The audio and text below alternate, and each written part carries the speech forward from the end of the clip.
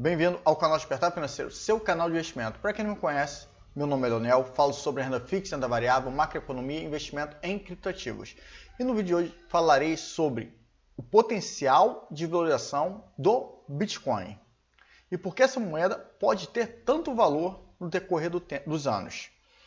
E primeiramente eu vou pedir seu like, compartilhar o vídeo, se inscrever no canal. Sempre pedindo a mesma coisa, né? Eu quero fazer meu conteúdo aqui nas redes sociais crescer e sua ajuda é muito importante. Para começar um canal no YouTube, demanda trabalho, tempo, investimento, investir em câmera, investir em softbox. Então, sua ajuda é muito importante. Então, não esqueça de me seguir aí. E vamos à vinheta.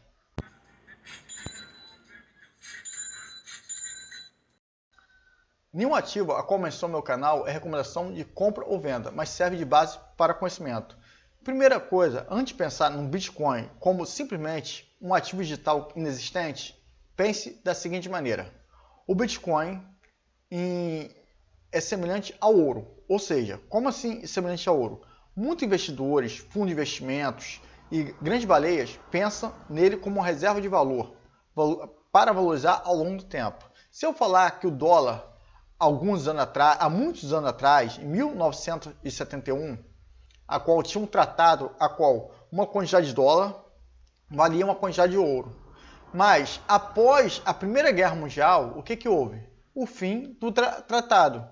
Nesse fim do tratado, simplesmente o ouro veio valorizar. As moedas deixaram de ser moedas pareadas com ouro e passaram a ser moedas flutuantes. E o que isso quer dizer? Simplesmente as moedas, ao longo do tempo, veio desvalorizando. Até mesmo o dólar, comparado depois do fim do padrão ouro, veio desvalorizando. O real também não é diferente, passamos por diversas crises aqui no Brasil. Pessoas mais novas não vão lembrar, mas quem é de antes de 1980, nessa faixa aí, vai ver a inflação aqui no Brasil. Ou seja, os governos simplesmente desvalorizaram a moeda. E por que o Bitcoin tem a ver com isso? Em 2008, houve uma crise chamada subprime, ou seja, uma crise lá nos Estados Unidos que afetou todo mundo. E após essa crise na Bolsa Americana e essa crise global, foi criado o Bitcoin em 2009. E o que ocorreu? Simplesmente, devido àquela crise, o Bitcoin foi criado. E o Bitcoin, na verdade, é uma moeda descentralizada, independe do governo. E é uma moeda deflacionária. Então, quando teve o acordo lá em 1971, após isso, o governo simplesmente passaram a imprimir dinheiro conforme sua necessidade. E o que faz uma moeda ter confiança? Simplesmente, o ouro é tão valioso porque ele tem escassez. E o dólar tem escassez? Atualmente, depois da crise da pandemia, eles imprimiram mais de 1 trilhão de dólares ao longo do tempo.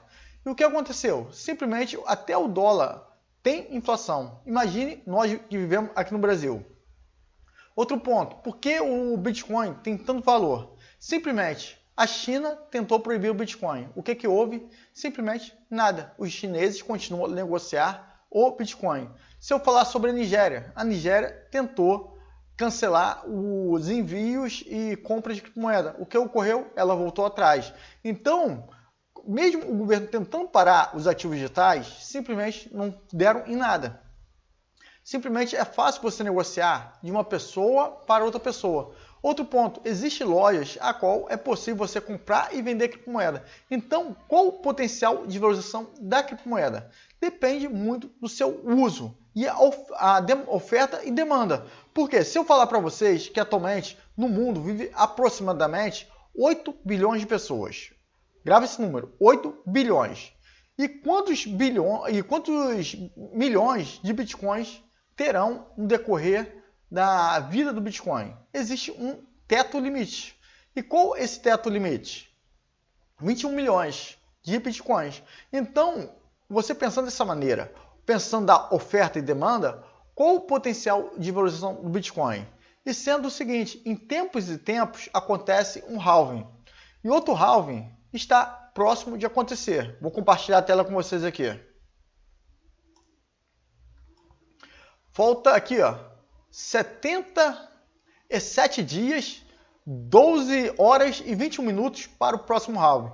E se você observar o histórico do halving, o que acontece? Sempre que ele chega próximo ali da mineração de Bitcoin, o que acontece? Gera uma nova escassez. A taxa de mineração é dividida pela metade, ou seja, vai ter menos Bitcoins para os mineradores. E o que faz uma moeda valorizar ou desvalorizar simplesmente é a escassez da moeda.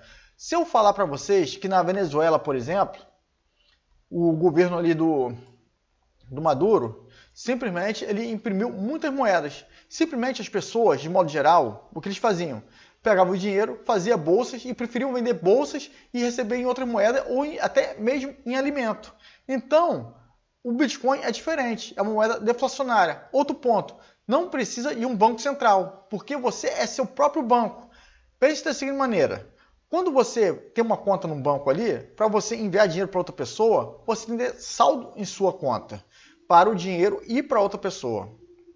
Então, existe um banco a qual é intermediário. Quando eu falo do Bitcoin ou outras criptomoedas, de modo geral, não precisa de um intermediário. Você tem dinheiro na sua conta, você consegue transferir o dinheiro.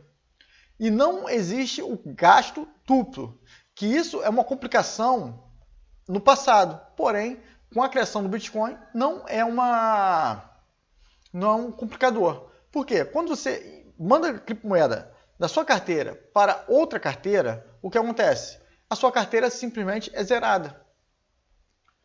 E tem uma segurança também o Bitcoin, que é essa segurança também da blockchain. É possível você observar qual carteira está as criptomoedas. Porém, não é possível observar o que?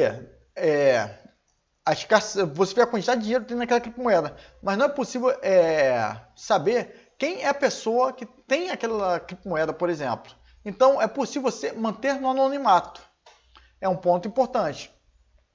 E cada vez mais que passa, o que acontece? Alguns países estão aceitando criptomoeda. Se você, por exemplo, observar a Argentina, vários argentinos estão negociando até mesmo criptomoedas.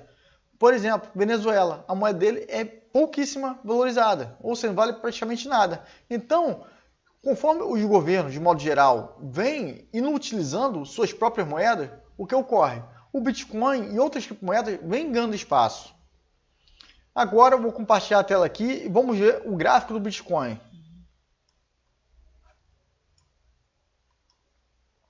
Eu vou colocar no gráfico total aqui, ó. Tá vendo o gráfico aqui do Bitcoin? Puxar meu rosto aqui para cima. Não vai ter muita edição esse vídeo aqui. Então, se você observar aqui, houve um topo histórico aqui de 353 mil reais um Bitcoin. E atualmente está na faixa de 205 mil.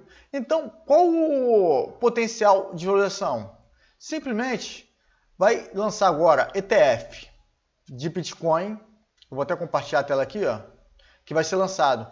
Então, conforme a aceitação vai aumentando, conforme as lojas vão aceitando, o que acontece? A procura é maior.